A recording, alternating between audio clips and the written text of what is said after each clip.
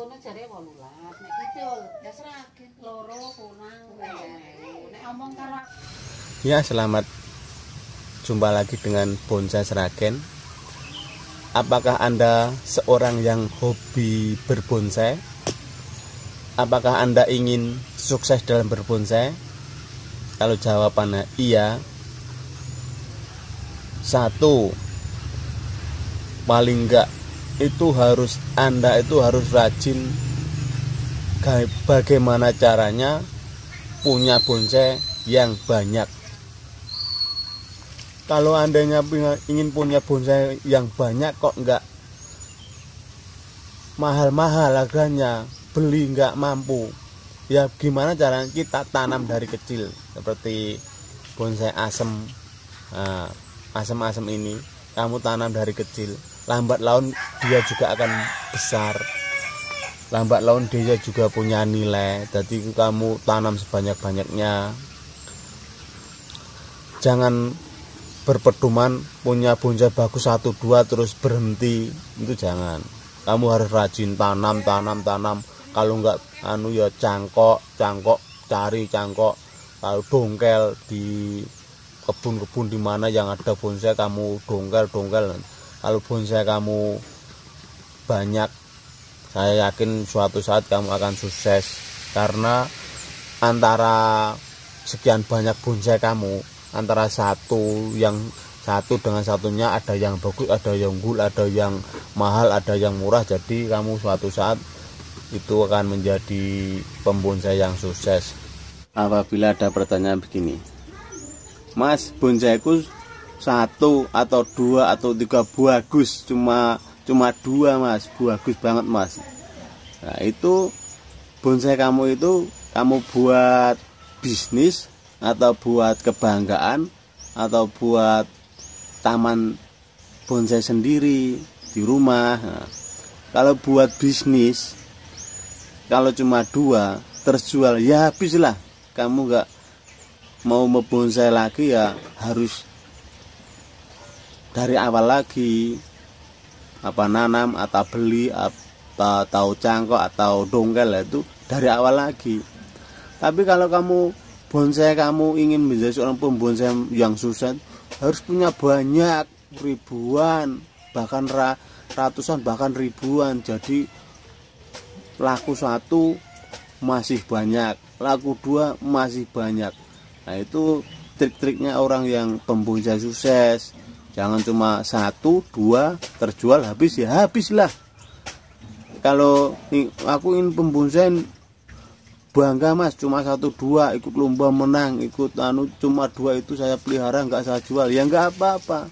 Orang itu kriterianya sendiri-sendiri. Jadi kalau ingin punya 1-2 tapi bagus, kalau ikut lomba, nah itu nggak apa-apa. Kalau wah saya cuma 1 atau 2 untuk hiasan rumah, ya nggak apa-apa. Yang penting itu hobi bonsai dalam bentuk berapa kriteria: untuk bisnis, untuk keindahan rumah, untuk lomba-lomba. Nah, itu ada kriterianya tersendiri.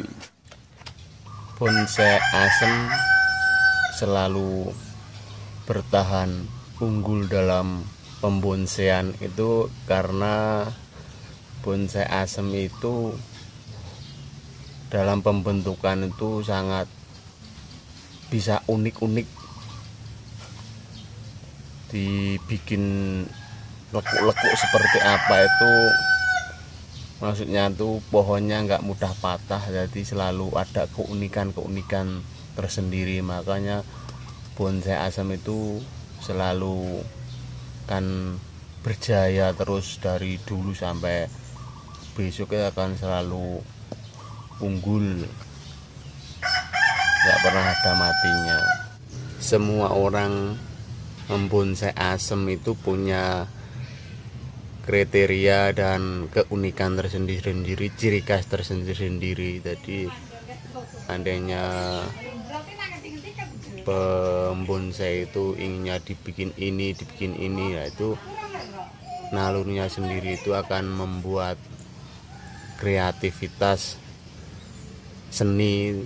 Jadi seseorang itu akan mempunyai keahlian tersendiri-sendiri hingga membawa tangannya untuk membentuk sebuah bonsai yang bagus dan indah, itu punya harga yang sangat bagus nilainya buat seseorang itu. Bonsai-bonsai yang unggul itu selalu juara-juara itu rata-rata itu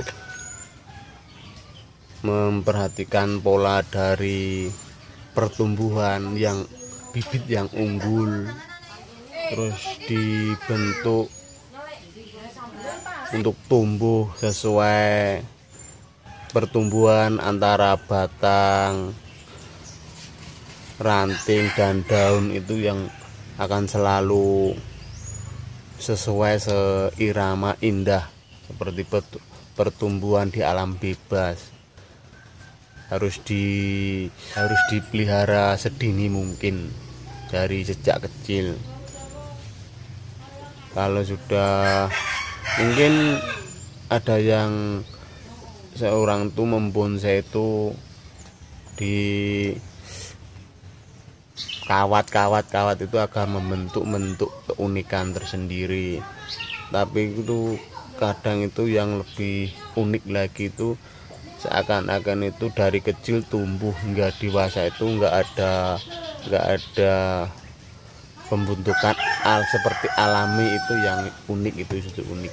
Seseorang itu punya hobi tersendiri.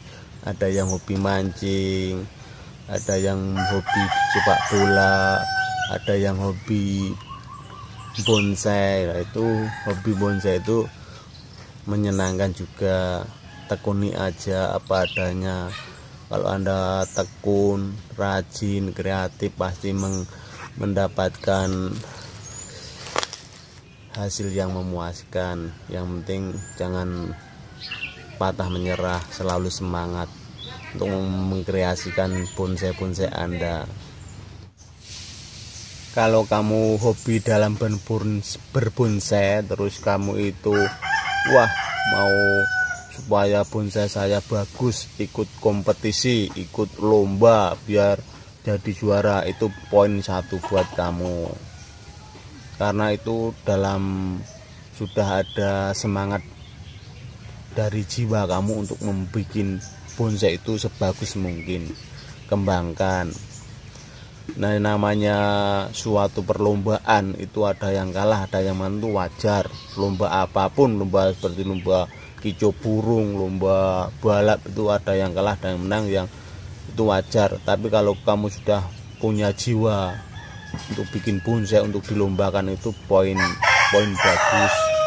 Lalu hasilnya itu entah juara entah tidak, itu yang menentukan yang di atas, karena kreasimu itu seseorang akan menilai tersendiri. Jadi itu yang penting berusaha semampu kita, selalu semangat untuk membuat bonsai-bonsai. Insya Allah akan menjadi nilai poin buat kamu. Loh Mas, bonsai kuki gak selalu bagus dan indah-indah seperti bonsai-bonsai orang lain, gimana sih caranya? Seorang pembonsai-bonsai yang hebat-hebat, yang andal-andal itu pengalamannya sudah bertahun-tahun, berkecimpung dalam pembonsaian sudah bertahun. Seandainya gini, Mas, bonsaiku kok nggak bisa sebagus dan seunik bonsai-bonsai orang lain sih, gimana sih?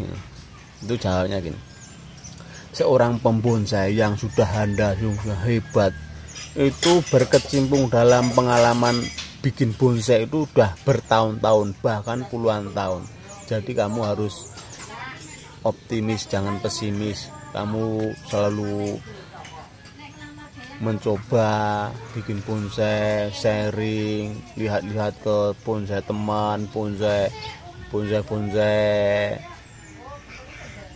orang lain yang banyak. Itu dari segi pengalaman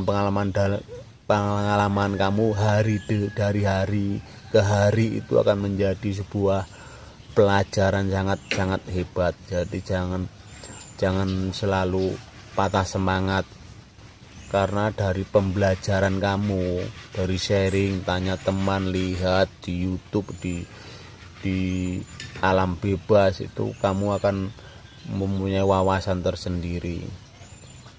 Jadi kamu semakin lama semakin hebat, semakin bagus, semakin andal membuat bonsai yang